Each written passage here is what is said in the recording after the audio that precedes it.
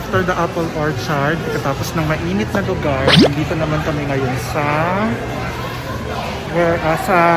largest candy store in Minnesota.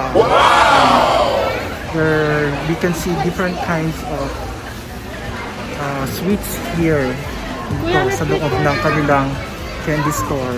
Wherever you want to go.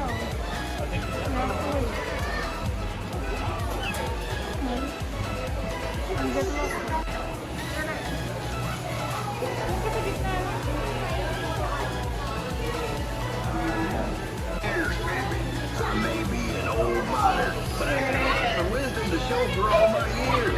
For a fair price, I'll share some with you. Super dami naman dito ng chocolate, tsaka ng candy.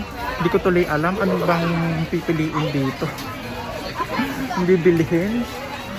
Kasi halos lahat ng variants ata nandito na sa loob ng candy store.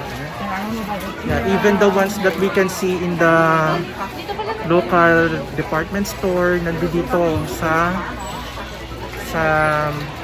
Minnesota candy store.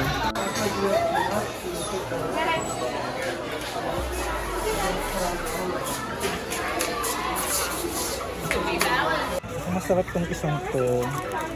Yeah. I'll try this one. Caramel almonds nougat dark chocolate.